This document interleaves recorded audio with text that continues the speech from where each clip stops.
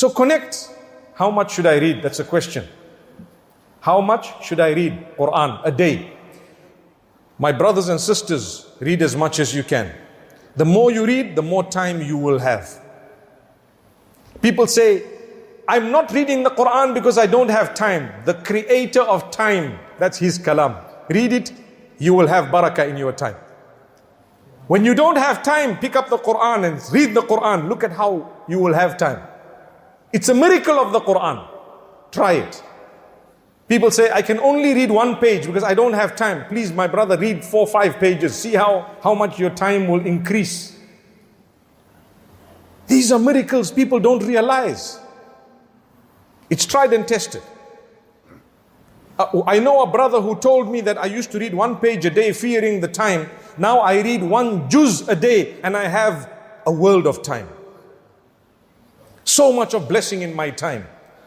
May Allah help us connect. Shaitan will come about with every and any excuse for you to disconnect because he knows this is the most powerful kalam. Without a doubt, every Muslim will tell you. If I were to ask you, which is the most powerful kalam on earth, the most powerful words and speech on earth, you'll say it is the word of Allah. No one has a second answer from among the believers. So Allah says, in it there is cure. And on top of that, there is cure in verses of the Quran. Surah Al-Fatiha has cure in it. Surah Al-Falaq, Surah Al-Nas, they are known as Al-Mu'awwidhat. They are the surahs wherein which you, if you were to read them, Allah grants you protection because that's His kalam and His word being repeated. There are sicknesses that would be cured by you reading the verses.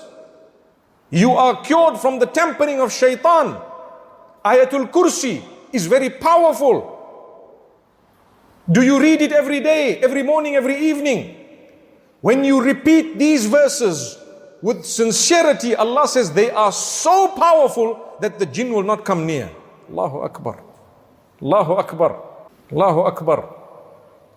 I was in Indonesia recently and I made mention of a point of a magician, a lady from Russia. She was asked, when you're doing your magic and when you're trying to affect people with all types of magic, are there any people that you find it difficult to actually affect? She says, yes, the Muslims. The practicing Muslims who pray 5 times a day. These are the words of a non-Muslim. Go and check it out. It's there. Why? She explains that when they pray, there is a strength. And there is like a dome around them. You just can't get through. Allahu Akbar. Allahu Akbar. Wallahi, these are non-Muslims telling you. And you think that this Quran we have been blessed with is something minor. It is the most amazing gift that you have. But you don't do qadr of it. You don't appreciate it. Sometimes you have a spouse, a husband or a wife. The best that you could ever have had. But because you don't appreciate them, you lose them. It happens. When you've lost them, you say, oh, you know what?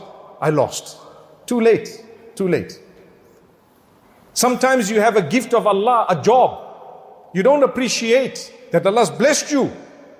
And you start dilly-dallying and you don't take it seriously and you lose your job. Allah says, I gave you. You were the one who turned away from me. You were the one who didn't want, who did not appreciate. How many times do you say, Lakal hamdu wa lakal shukru ya wajidu jalla jalalu? How many times do you say, to you is all praise, O Allah. To you is all thanks, O Allah. How do you expect to heal from your sicknesses, your diseases, your weaknesses, your difficulties, your hardships? And every one of us has all of those. I have difficulties and you do. The level of the difficulty is different, but I have hardship. You have hardship. The level of your hardship and mine is different, and others might be more, others are less. But we have it because Allah says, وَلَنَبْلُوَنَّكُمْ. We will test all of you. You're going to go through challenges.